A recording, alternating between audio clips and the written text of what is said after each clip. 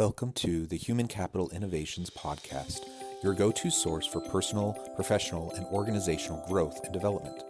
We hope you tune in often for all things people management, organizational development and change, organizational leadership, and social impact related. Maximize your personal and organizational potential with Human Capital Innovations Podcast.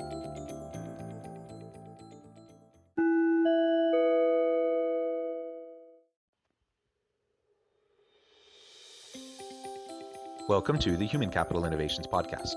In this HCI podcast episode, I talk with Joan Landino and Jane Buckley, the therapy twins, about traumas we all face, how to take control over our life, and the role of forgiving in finding personal freedom.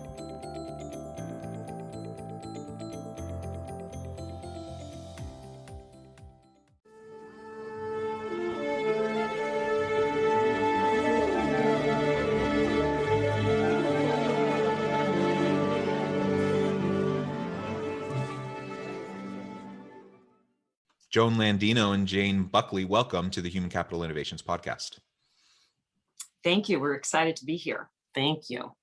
Yeah, I'm excited to have this conversation, and it's not every day that I get to interview twins. So what a pleasure and a great opportunity. And I appreciate your areas of expertise, your background, and what you bring to the table today, as we're going to be having a discussion around trauma, personal control, and forgiveness. How that applies, of course, in our personal lives, but also specifically within the workplace. Because I don't know about each of you, but for me, I've definitely experienced my own, amount of trauma at work, and how I've interacted with colleagues, coworkers, bosses, and such. And there's a lot we have to sort through there to be able to make the most of the situation, the context that we find ourselves in. So we'll be exploring all of that together. As we get started, I wanted to share their bio with all the listeners. Joan Landino and Jane Buckley are the therapy twins, identical twin sisters, licensed caregivers, and lifelong seekers who use their brand of humor and vulnerability to tell revealing stories about their childhood, family, marriages, divorces, dating, and motherhood. Their mission is to help people love more, fear less. Masters of Science in Nursing from Columbia University in the city of New York, and registered nurses at Yale New Haven Hospital, CT, for 16 years. With a combined 75 years of experience, the therapy twins have learned a lot, and they want to bring their wisdom to you.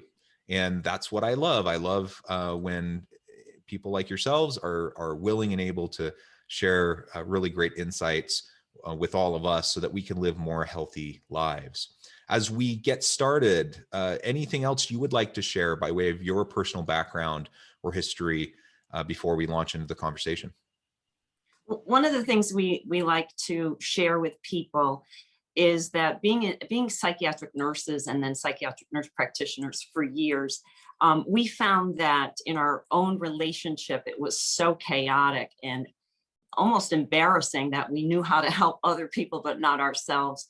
And we had to, at least for me, dumb down all the psychobabble and get real about relationships, that what they're all about, their differences and similarities, so that we could get along. And we just want to share our wisdom. Yeah, Ditto. That's great. Ditto. Excellent. Spoken like a true twin. I imagine you finish each other's sentences and can do all sorts of fun things together, Yes. huh? Yes, we also interrupt the sentences to guide it back to whoever wants it to be about them. Perfect. I do that. I come from a family of 8 children, so I do that with my siblings. I can only imagine how it is with a twin. Well, that's wonderful, and I appreciate you sharing that. And it is important to recognize, I mean, the reality is what we do in our professional lives, it should feed over into how we interact in our personal relationships. But sometimes we get, I don't know, sloppy, lazy, we take it for granted, whatever the case may be. And some of those things that we should be doing at home doesn't always happen. My wife will be the first to say, I talk about these issues all the time. I counsel people, I coach people, I mentor people at work all the time. We talk about effective communication. And then, we're at home and, I'm not always great. I can do better. So I think that's a good reminder for all of us that we need to always focus on these things. And a lot of times it's just focusing on the simple things. Absolutely. Well, very good. Very good. As we start off, I thought maybe you can first talk a little bit about the relationship between cultures that we find ourselves in. And we all wear a lot of hats. We have a variety of roles, and we're involved in different cultures, whether it be a workplace culture, community, neighborhood culture, family cultures, whatever. Talk a little bit about the relationship between those cultures and the bonds that we form as families. One of the things that I think about when you mention something like that is the secrecy that just travels from a nuclear family all the way to the absolute top. And it just made me think about, we were raised, if our older sister Lori were here, she would be completely disagreeing, saying that's not the family I grew up in, as I share something. We grew up in a family that, as long as everything appeared to look well connected to the community and kind of perfect, then everything was okay.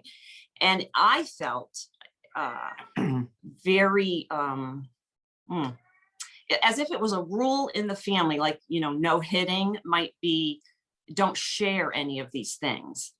And I found it very difficult because I remember one time I shared something stupid that I won't go into. And oh my goodness, the uproar in the family, it was just, everything got so uneasy and uncomfortable. And then I think about how the secrets spread into our societies and, different cultures, different secrets, and how interesting that is, because the best way to solve that problem is just if people could be a little less judgmental, meaning more tolerant, more compassionate, more forgiving, we wouldn't have to have these kinds of secrets. And then I believe everybody would learn a lot faster through experience. Wow. Yeah. And we have these secrets because of insecurities rooted in distrust, fear of judgment, of how we may or may not be stacking up to external expectations, whatever the case may be. And what you're describing is not unique to your family by any stretch of the imagination. I mean, I think that's a fairly common kind of a thing, and I agree. I mean, I can, it resonates with me. I can think back to how that was in my family as well.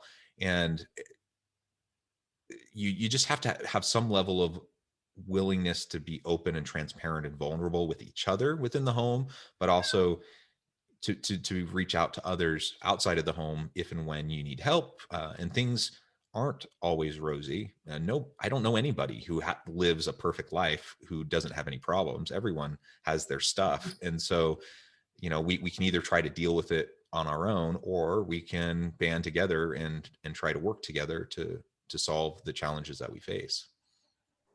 Absolutely. And when I think about mental illness too, that has to be such a secret. And people are so super embarrassed about coming out with their own mental illness. And like Joan says, if you broke your arm, you might just shout it out to the world. But people are so afraid to have that label because then, right? And then they're treated differently by society and, of course, within their own families.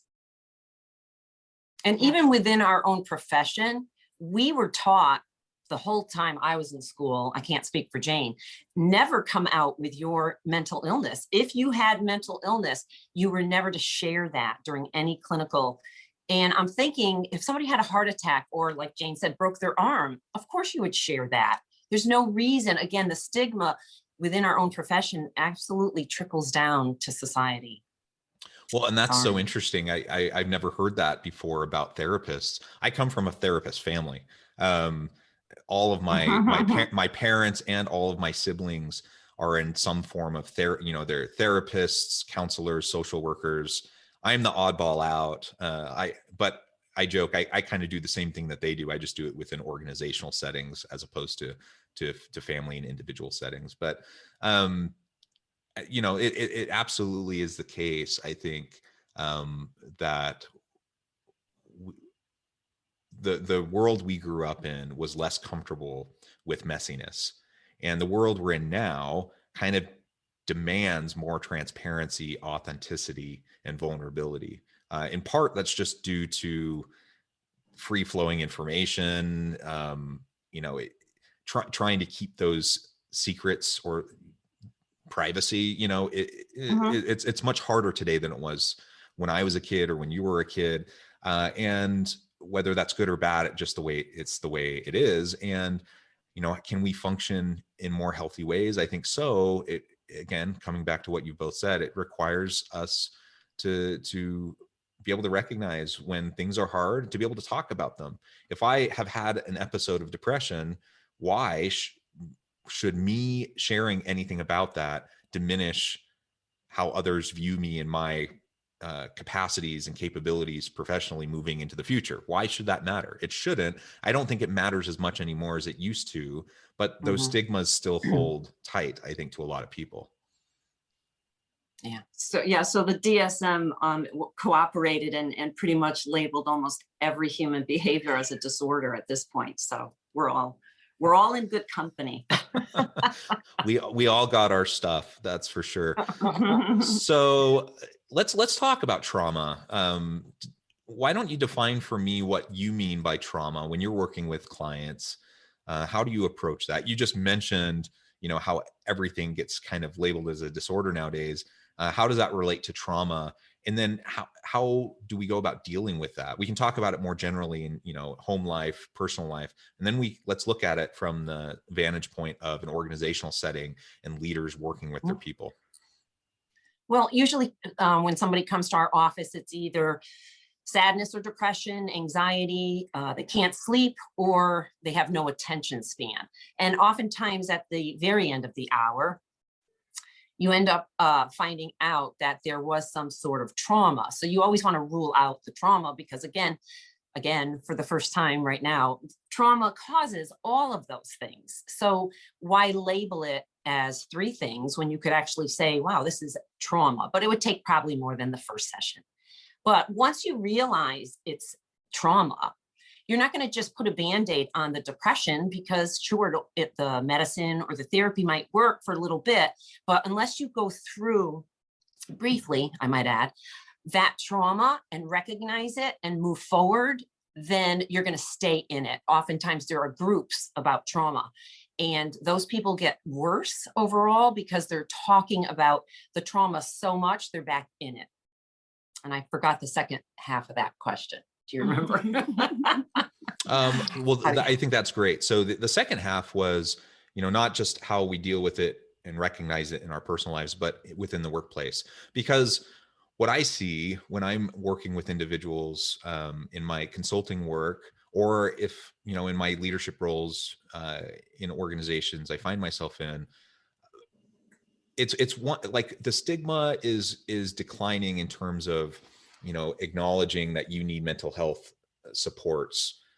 You've dealt with trauma in your personal life, but in the workplace, there's still like this huge stigma around like, leave your personal stuff at home. When you're at work, be professional, put on your mask, put on your facade, be quote unquote professional. Right. And so, and the idea that someone could come in and say, they had a panic attack and they haven't been sleeping, and they have this individual at work who's been bullying them, or to be able to talk about those things openly can be really, really difficult because it's perceived, whether it's real or not, the perception is there that if they are open about those things, then it will negatively impact their job, their career, their opportunity to progress in the organization, especially if they're speaking out against someone who's above them in the hierarchy.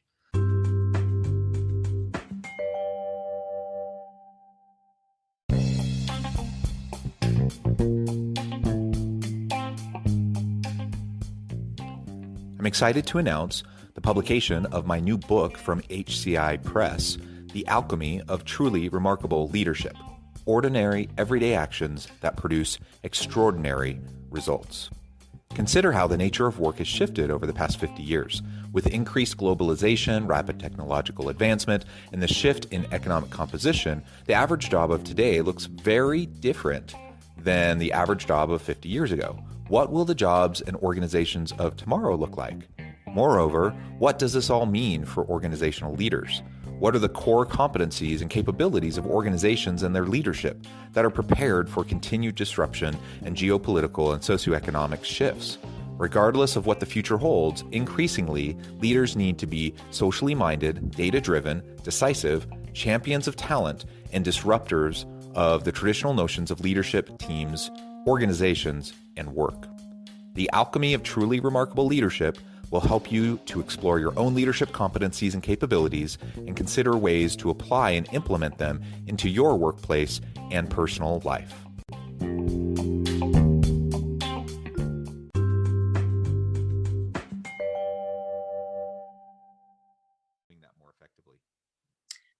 I have a lot of thoughts, and my biggest one is, because this is like such a pet peeve of mine, having suffered from severe depression and in the past.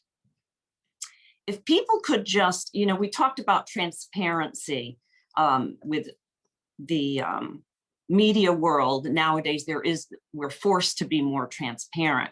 But what seems to be lacking is the forgiveness part, the compassionate part, the tolerant part, the non-judgmental part. So it's getting to the point where all this transparency is really making people go back to those family lies, because we're so afraid of the judgment and the intolerance and the unforgivingness and, labels, people suicide over labels. In fact, a former colleague of ours suicided after a bit of a scandal. Instead of, being a forgiving world and where we know discipline is teaching, doesn't have to always be punitive. Oh, right. Right. Mm-hmm. And those are just some of the things. Like, I can go on and on all day about this because it makes me very upset when I talk about it. Well, that reminds me when I was a brand new nurse. So I was a brand new nurse and I made 5 major mistakes where people actually got hurt. Nobody died, but people got hurt. And when I had my evaluation, I got a raise and I just didn't understand. I thought I'd be fired. And what the director of nursing said was, Joan, you show growth. You did not make the same mistake twice. She said, so therefore, when we taught you, you learned. So, Jane says discipline is teaching. Today, I have seen nurses walked out by security for making a mistake. So the intolerance today is possibly brought on about political correctness, which is almost inhuman, especially if you have a learning disability. I was born with a brain tumor, and the intolerance of certain things that sometimes, I'm not capable of, but the judgment, which I'm not going to go into, but anyway, yeah, the intolerance at the workplace. So therefore I grew as a nurse and I got better. Whereas if I got fired, obviously that wouldn't have gone well. It's a shame because it goes all the way to the nuclear family, all the way up to the way any government might be run. And Joan and I like to look at nature. I think Joan likes to look at nature more than I do. But, nature, if we look at it, all the way into the solar system, it all runs perfectly. And we don't understand all of it, but we're all eager to observe and do experiments and say, this is how it's working. But, if we would just study some animals, the human being is an animal. And if we looked at animals, I think, Joan, did you want to tell the thing about the deer? Within a group of deer, if you're the head deer, you just, you're all grazing and stuff, but you're thinking about, well, that's the head deer. So you're thinking everyone's going to follow him. And within that population, it's when 51% of the deer look one specific way.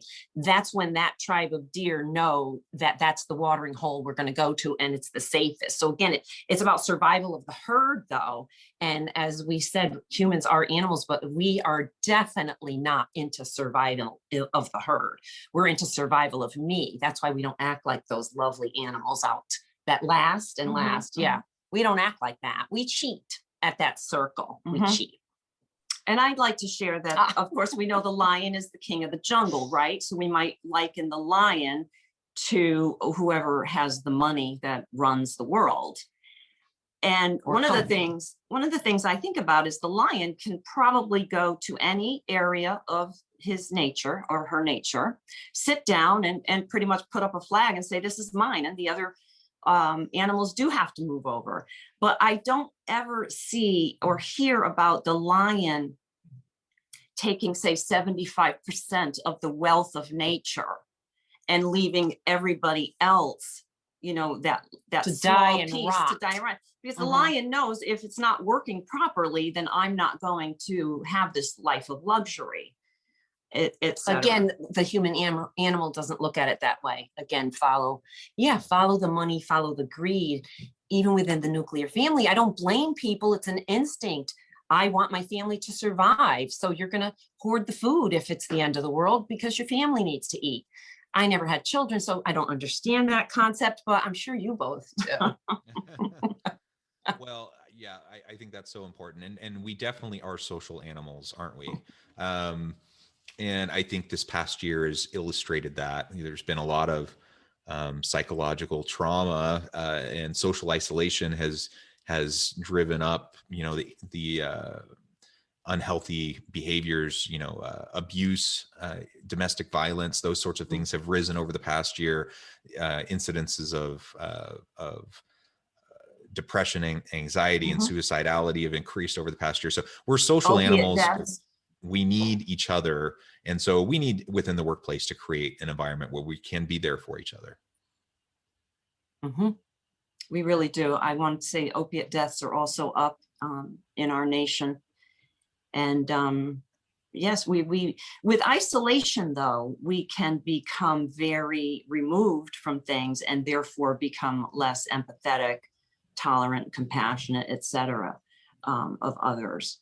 And then it seems like now that everything, we're all getting vaccinated and things are opening up, we might start for a little while with that herd or group mentality that can work because we are social creatures. But you know where I'm going with this. I have no idea where you're going. Sometimes a group, think of the group that's going to be the audience for the lynching.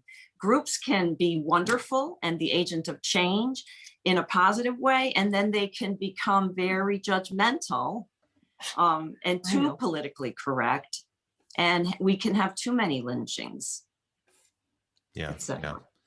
Well, it has really, this has been a fascinating discussion. The time has flown by. I want to be respectful of your time. And I acknowledge that we're needing to close things up. But before we end, I did want to make sure that I gave you a chance to share with listeners how they can get connected with you, find out more about the work that the two of you do, and then give us the final word on the topic for today.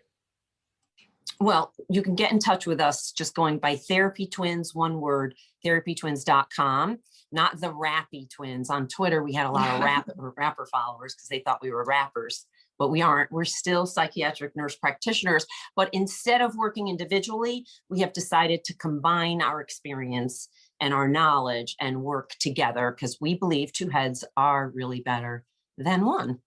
And remember, discipline is teaching. Absolutely. Ditto. Excellent. Well, thank you both. It has really been a pleasure. I encourage listeners to reach out, to get connected, find out more about the Therapy Twins and what they can do for you. And as always, I hope everyone can stay healthy and safe, that you can find meaning and purpose at work each and every day. And I hope you all have a great week.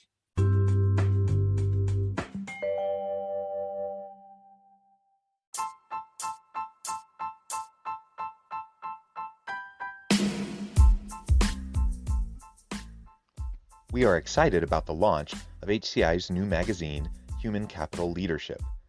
Human Capital Leadership is a free, interactive e-magazine designed to help individuals, leaders, and organizations find innovative approaches to maximize their human capital potential. We will be publishing issues quarterly in August, November, February, and May. Check out the first issue and let us know what you think.